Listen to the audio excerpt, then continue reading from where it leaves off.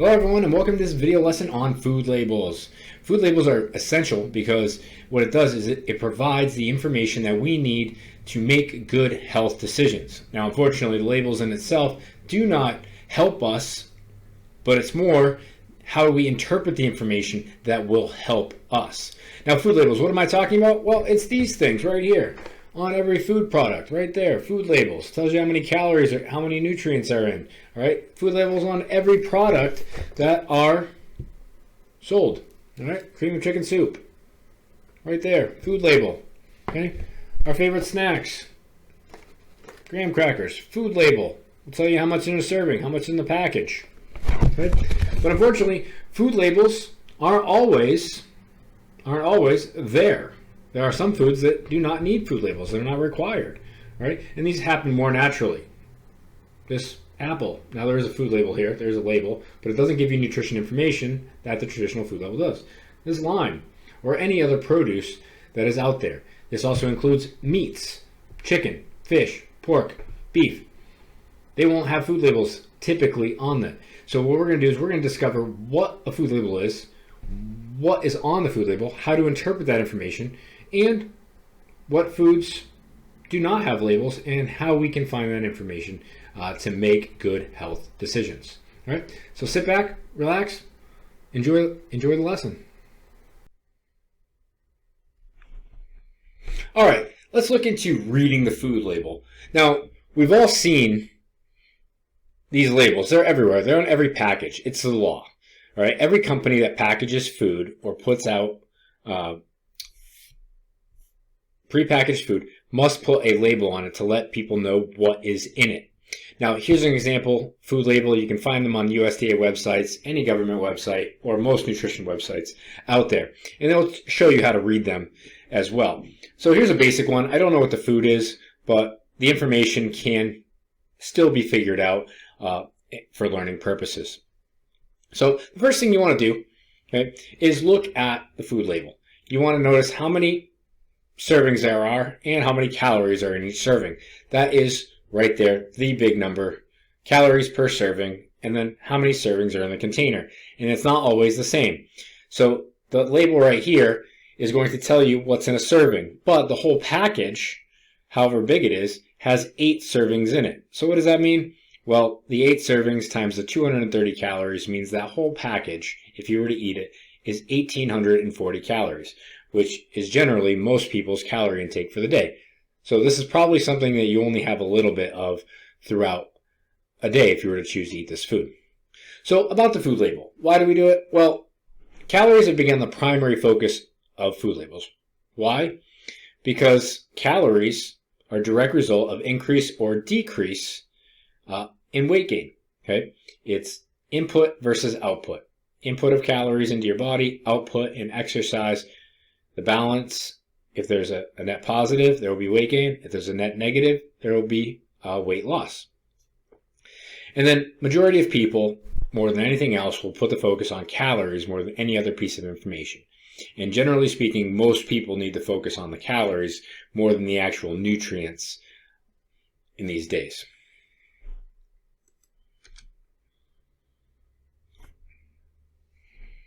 All right, considering to read the food label. What else is on the food label after the calories? Well, they're listed right here. You have fat, carbohydrates, and protein. These are what you would call the macronutrients. Macronutrients are any nutrient that gives you energy, right? And fat is the most concentrated source of energy, 9 calories per gram. Carbohydrates right after that, 4 calories per gram, and then protein is also 4 calories per gram. Fat is listed at the top, not because it is the worst for you. It is because it is due to energy density. All right, it gives you more energy than anything else, so it's at the top. Okay, carbohydrates is next. It's got 3 sublistings: fiber, total sugars, and added sugars. Okay, now the total carbs will add up your added sugars, your total sugars, and your fiber, and then the difference would be the remaining starches.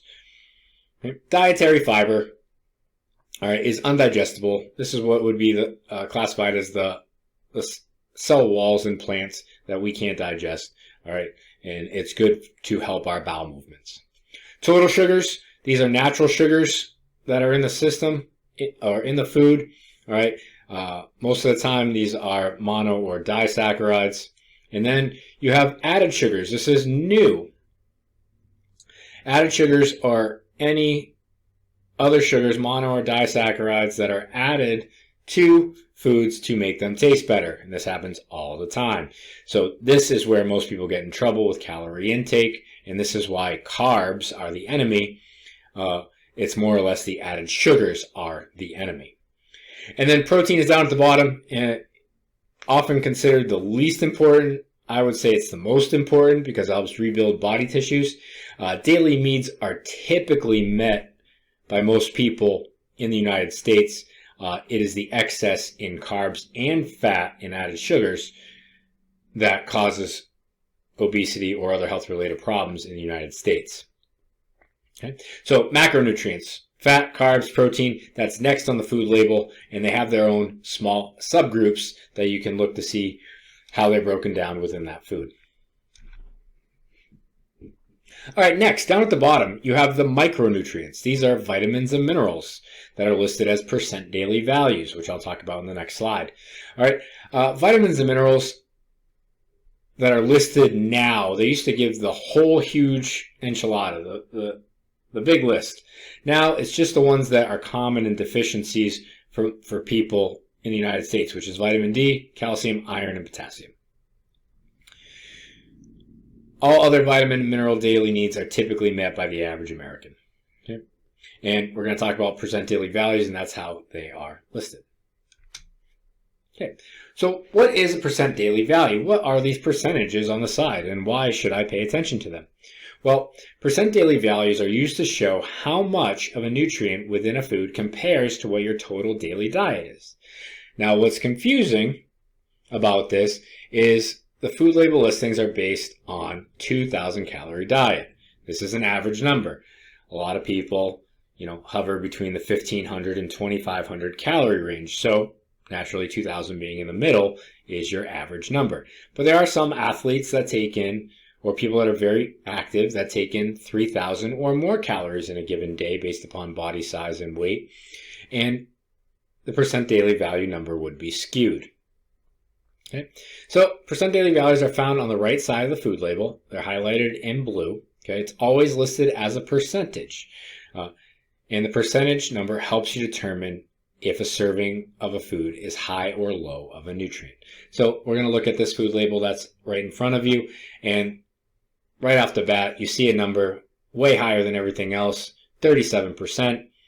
If you were to have 1 cup of this particular food on the food label, you would be taking in 1/3 of your recommended daily intake of salt, which means this is a very salty food. And what I would say, because it's packaged, those are a lot of preservatives, and that this food has a long shelf life. Typically not a food you want to take in consistently. But if you have this, you would have a lot of high salt intake. All right, next one you see is 23% saturated fat. Most people range needs between 20 and 30 grams of saturated fat. As you can see, 4.5. That's pretty close to 1/4, which is why 23% is the label. All right. Now, if your calorie needs are higher or lower, these percent would change. So if your calories are below 2,000 calories, the percent daily values would actually be higher. So you'd have to really watch those. If you're above 2,000, your percent daily values on the label would be lower. Doesn't mean you can still have a lot of that food. It just means that not as much applies to your diet. So it's all relative, which is why it's confusing for most people. All right, so let's look at some tips for reading a food label. Now, a lot of people don't think it's that hard or that confusing, but yet we still make a lot of poor health decisions regarding food, and we still see a skyrocketing of cases in obesity and heart-related and sugar-related diseases with our health. So clearly we're doing something wrong. So here's some tips. Well, first thing, recognize how many servings are in the package or in the container first. Okay, so for example, right here, this can of soup, similar to the can of soup that I showed you earlier, it's got 2 servings per container. All right, which means there's 2 cups. The label talks about 1 cup. You need to know how many servings are in the container in case you eat that whole soup. All right, you're not having 160 calories, you're actually having double that, 320. So, brings me to the next one. Calculate the calories in the entire package. All right, a lot of us work better on the whole. We understand things when we see things, the big picture. So if we know that that soup is 320 calories, it makes it easier for us to make the food choice. Whereas if we look at 160 calories for 1 cup, that visual is just not there for us. So again, calculate the calories in the entire package to give yourself a better visual. Yes, that requires math. And yes, I promise you're a lot better at it than you think you are. Our teachers used to say we'd never have a calculator in our pockets. Well, everyone has a phone now. Almost everyone has a phone that has a wonderful app called a calculator, and you can use that. All right, so calculate the calories in the entire package. Then, you want to look at a food label that should have a balanced amount of nutrients, which we would call high nutrient density. It means a little bit of everything. All right, so you want to look at the label, and the percentage values should all be hit. There all should be some sort of percentage. And you would love to see it if it was, anywhere from 5 to 10% for every category, including vitamins and minerals. Okay, not always the case. I hate to say that your highest nutrient dense foods are going to be the foods that are not labeled, and I'll talk about those in a little bit. Choose foods with low sodium amounts. Now, a lot of people say salt's not the enemy. It's not. You can add salt to foods, especially if they're more natural foods, because there is no added salt to them. You're adding salt for the first time. Now, if you're taking foods off the shelf like this can of soup, there's going to be extra sodium in there as a preservative to make sure that food does not go bad. So we want to lower our sodium amounts in processed foods if we have processed foods at all. Next, you want to choose foods with low added sugars. Added sugars should be less than total dietary fiber. Right? So, for example, this soup, pretty good that you can see. It's got 0 added sugars, and it's lower, which means it's lower than dietary fiber. So outside of the salt that's in these soups to keep them long lasting, that's not too bad for carbs. You want to then read the ingredients list. Now, it's not on this label, but every packaged food has to tell you what goes into the food. All right, this is for allergy purposes, and other disorders that people might have because of food intake. Right? The shorter the list, the better. The shorter list means the more whole the product is. All right, the longer the list means there's a lot of preservatives, a lot of excess chemicals that are added to the food to keep it preserved for a longer period of time so that you can eat it. So the shorter the list, the better. And then anything processed or man-made will have preservatives or chemicals in the food. So if the quote goes, if man made it, don't eat it, that's not really plausible these days. So just understand that if you're having anything processed or man-made or packaged as such, more than likely there will have some sort of preservative or chemical in the food. All right, now what about foods without labels? Well, there are foods that come without labels, and these are fresh fruits and vegetables or produce. Anything in the produce section of the grocery store. Most of them will not have labels. Now, they might have tags on it saying what it is and a scan code so you can pay for it, but as you can see, most of them will not have labels on it. So you're going to have to research that and go online. Luckily, USDA website and a lot of websites, Calorie King, will have that information for you that you can look it up should you need it. Okay, personally grown food, anything in your own garden, anything you farm raise on your own, obviously will not have a label. Meats, beef, pork, fish, poultry. Now, some places are getting better about giving a basic idea. 4 ounces will have so many calories, but you know as well as I do is if you've been to a grocery store, prices and weight in ounces for each meat vary based upon the size of the animal or the cut. So accurate calorie counts will never be there. So you're going to have to go and look that up on your own. Okay. Bakery items. If you go to a bakery, typically they will not have food labels. Some might not, but be prepared not. So it's better to have at least the recipe and the ingredient list so you know how much of a food was in there. All right, and then most restaurant foods will not have food labels. Okay? If it is a chain restaurant, it is mandated by law to give you the nutrition information. But a lot of times it's very small, fine print, off to the side, and you really have to research and look for it should you want to know. And even then, it's mostly calories and the macronutrients, not the micronutrients, and not the ingredients list. All right? So be prepared. If you ever find a food without a label, that you might need to do some research. Okay? Stick to the natural ones, either personally grown food, fruits or vegetables at the produce section, and meats at the grocery.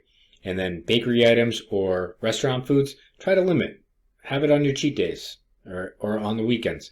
Don't overeat. Just limit what you have, and then you won't have to worry about the calculation of the nutrients because it doesn't have a food label.